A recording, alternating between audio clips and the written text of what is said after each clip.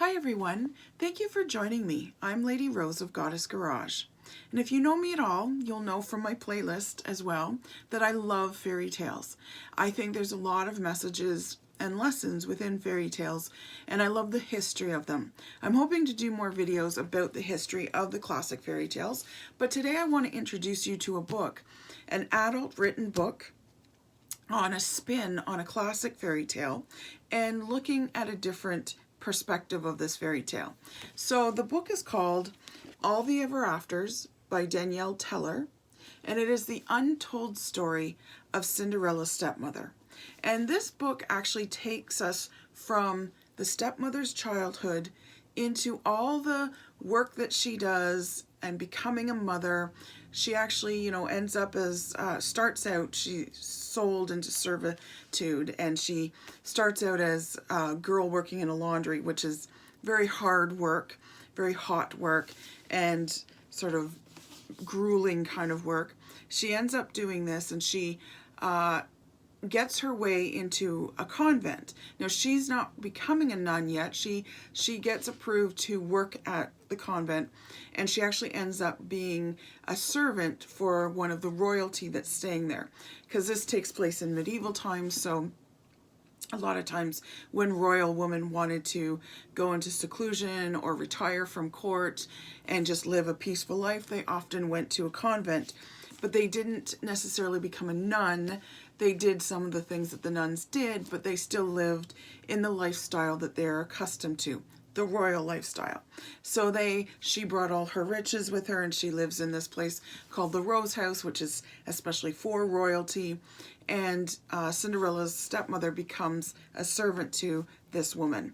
This woman takes a liking to her and helps her to learn how to read, which is a very unusual thing for women in that day and age.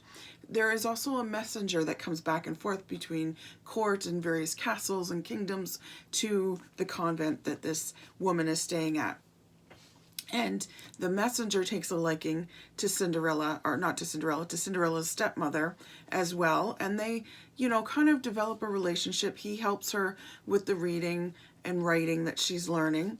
And eventually he kind of takes advantage of her and ends up sleeping with her. And she becomes pregnant by him, and she's an unwed mother, which the abbess of the convent cannot tolerate, of course, and banishes Cinderella's stepmother and the messenger from coming back at all, because of course you can't have unwedded pregnant women here. So she makes the messenger guy marry Cinderella's stepmother.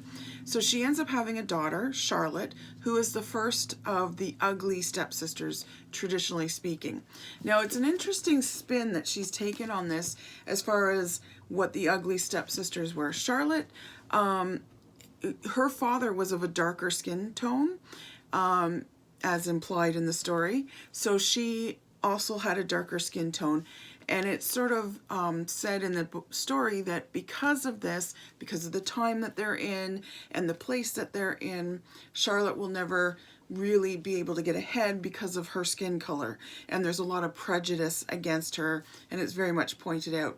Then she ends up, the Cinderella stepmother ends up having a second daughter, Matilda. And Matilda ends up getting very sick and having scarring from the fever that she caught, and that's how she is not a pretty girl anymore. So they grow up. She runs a tavern for a while. There's a whole big story around that. She really goes into depth about the stepmother's struggles, that she's very hardworking, that she's very smart, and you start to have sympathy for the stepmother. It's like, maybe the rumors aren't true what they say, and she actually ends up losing her husband. Her husband, the messenger, dies, and she ends up losing the tavern, and she actually ends up back at the same manor castle that she started out in as the laundry girl, but it's a new lord that's in there. And she actually comes to be a nursemaid because she ends up having to give up her girls, which is very heartbreaking, because she loves her girls very much. And because she lost her husband in her tavern, it's just a perfect storm where she can no longer support her daughters. So she ends up giving them to the convent that she once was a servant at, so that they will at least have a roof over their heads and food in their bellies. And when you were poor like that, you could give your daughters to the convent and they could become nuns. So that's sort of where their destiny sits right now. But because they're so young, they're just going through education right now, which this Cinderella stepmother really values, that her daughters will at least be educated. So like I said, she ends up back at that manor castle that she was the laundry girl at, and she's a nursemaid for the lady of the house. And the lady of the house is very self-indulgent, very self-centered, but she is the mother of Cinderella. So she, Cinderella's stepmother, is at first the nursemaid for Cinderella. And she ends up spending more time with Cinderella and raising her more than the mother. The mother doesn't really want anything to do with Cinderella. The father does love Cinderella very much, and she spends a lot of time with her father. And thus, Cinderella's stepmother ends up spending time with the father as well. And he loves having conversations with her because she's very intelligent, she's very witty, she's very smart and can see how a household should be run. She gives him lots of good advice. He starts to lean on her for this advice. He trusts what she has to say. He trusts her sort of evaluations of people around him, because in his position he can't always trust everybody. So he implicitly trusts Cinderella's stepmother. Now, Cinderella's mother actually ends up dying. She commits suicide. So it's not the mournful, oh, she was sick and, you know, she loved her daughter and blah, blah, blah. She actually was a little bit crazy, and she ended up killing herself. So the stepmother, Cinderella's stepmother, continues to raise Cinderella, continues to be the advisor. She's actually welcome into the meetings now, and strategy meetings for both, you know, running that manor and, you know, how to execute wars and things like that. And the men at first balk at it and going, what is she doing here? She's a woman. But then they kind of get used to her being there, and they realize she's actually quite intelligent. She still gets some kickback when there's new men in the circle that come in, but she actually ends up marrying the Cinderella's father, of course, because he falls in love with her and he wants to marry her. She doesn't actually love him, but she sees that it would be advantageous for her life, and she would perhaps be able to get her daughters back. And that's kind of the carrot that hangs in front of her if she marries the Lord, Cinderella's father. Now, it's a very unusual relationship and marriage, and they actually have to get special permission. And at first, you know, the special permission has to come from the abbess from the convent, and they don't want to give it because he's a lord, royalty, and she's a commoner. She's even lower than that. She's actually a servant, and he wants to marry one of his own servants. Now, the other little string in here is that the abbess, who is in control of the convent and runs the whole thing, is the godmother of Cinderella. So she kind of plays a little bit of a god fairy kind of role. She's actually a real person in the story, though. There's no god fairies in the story. And she will grant Cinderella whatever she wants, kind of thing. She holds a lot of power, which is unusual for women in that day and age, but she happens to be in a unique position to be able to hold this power and to be able to flex her influence a little bit. So anyways, Cinderella's stepmother ends up marrying the lord of the manor. They end up doing it, and she gets her daughters back, and they come and live in the manor with her and her new husband, Cinderella, and they become fast friends, actually. Now, there is a little bit of rivalry because they are, you know, they didn't necessarily grow up together. Charlotte and Matilda are definitely closer because they're sisters by blood and they've grown up together. But they actually end up really liking Cinderella, and they play with her, and they, you know, have the normal sisterly fights. Now, Cinderella is a little favored, of course, because there's a tutor that comes in to educate Cinderella. And Cinderella's stepmother really likes that because, again, she's very pro educating women. But Cinderella doesn't want the lessons. She hates the lessons. Cinderella's not stupid, though. She is very smart, and they do point that out, that she's intelligent despite the fact that she doesn't want to do the lessons. She's super into fashion. She loves fashion. She loves putting together dresses for the girls and things like that, and wardrobes and outfits and whatnot. So the Cinderella stepmother actually has her daughters sit in on some of these lessons so they can get a little bit of an education. Now the abbess finds out about this because the abbess is the one paying and directing this tutor for Cinderella, and she finds out that the stepsisters are sitting in on the lessons, and she tells them absolutely not, it's got to stop, it's forbidden, blah blah blah. So, you know, that said, fine, whatever. Cinderella ends up going to court for her sort of coming out, you know, the season of Cinderella kind of thing, as they did back in the day when women would become of the age of marriage. And she went to court to be introduced and presented to the king and queen. And one of their sons, so it's not the only son, one of their sons, Prince Henry, ends up falling in love with Cinderella and is just gaga over her. So he does go on a bit of a quest for her. I can't quite remember the details, but he ends up finding her because she ends up going back home with her stepsisters and her stepmother and her father. And he finds her and he proposes to her and they get married. And then they have a little bit of after story too. So Cinderella is very attached to her family, despite the fact that they have some differences, but what family doesn't?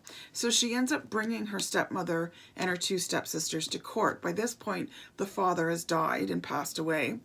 And, you know, there's horrible rumors going around. There was one time where the stepmother told Cinderella she doesn't appreciate all the gowns that she has, so she made her do the laundry one day to appreciate what it is to just constantly be throwing your clothes in the laundry when you shouldn't be doing that.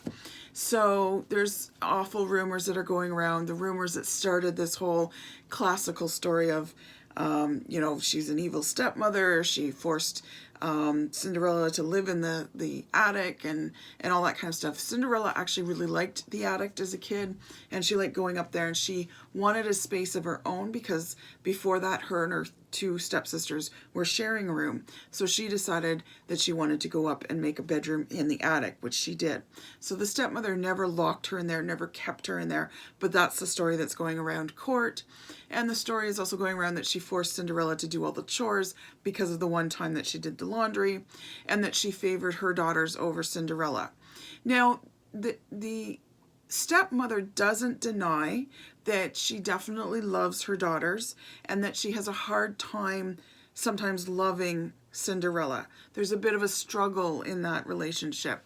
There is a moment when Cinderella is asked to leave home by the Prince Henry to come with him now and go get married, and she doesn't want to leave her mother, her stepmother, behind, or her stepsisters. And in that moment, the stepmother actually realizes, I really do love and care about Cinderella, and there wasn't any power struggles or any differences of opinion or anything like that. She realized that she was actually going to miss Cinderella if she went away. So Cinderella is not always street smart. She's book smart, but she's not always street smart because she doesn't realize, and they kind of have to point it out to her, that if she leaves this manor, the only reason they're allowed to stay there with Cinderella is because it was her father's manor, but it belongs to the convent, and the convent's going to appoint another lord and lady to that manor to take care of and to be guardians of once Cinderella leaves, and then the stepmother and the two stepsisters will basically be out on the street. So that's why Cinderella ends up taking them to court.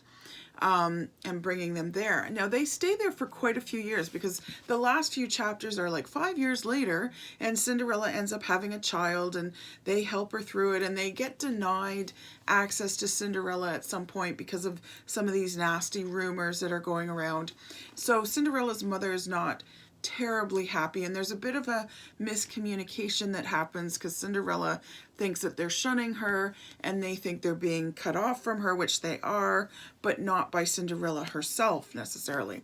So it ends up that Cinderella talks to her, calls her stepmother in for an audience, and she says, "I've heard that you're not happy at court, and what can I do to make you happy?" And they kind of iron out some of the miscommunications that have happened, and they end up in a very happy place. Cinderella flexes the influence that she has, and she's able to grant them their wish, and it all turns out happy. But it's a very, very intricate story, lots of ins and outs, always focused on the stepmother. And like I said, you come away going, I have sympathy for this woman. She's worked hard. She's had some hard knocks in life, but she's never let them keep her down.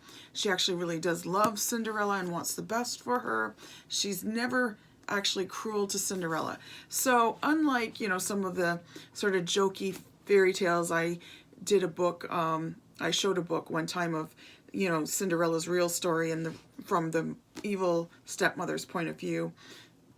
And in this one, it takes a whole story, and I really enjoyed this journey. I really enjoyed this perspective from the stepmother's point of view, and a lot of the struggles that could be real struggles, especially in those times, and how the misunderstandings kind of happened. There's not a lot of tongue-in-cheek or anything like that. It's very clever, but again, there's not humor. It's as if you're reading a real life story. And like I said, I really liked what she did with this and how she showed us both the before Cinderella and the real family history of Cinderella and how she's connected, because she's way more connected. She comes from royalty. She's not the servant that, you know, is played off that she is. The evil stepmother actually comes from servitude, but she's able to climb that ladder despite those things. She doesn't let class restrictions restrict her. And she's made something of herself, and they all end up happily ever after. So if you want to check out this book, like I said, I really enjoyed this journey. It was a story before Cinderella, and it was a story after Cinderella married the prince and what happened after that. So if you want to check it out, I'll put the link below for it. It helps support me when you click on that link and buy stuff from Amazon, so I truly appreciate anything that you buy on Amazon. But this would definitely make a great Christmas present for some of the readers on your list, or just a little treat for yourself to read over the holidays. So I hope you enjoyed this review, and I look forward to your comments when you read the book on this video of what you thought of it. Okay, that's it for now. Take care. Bye.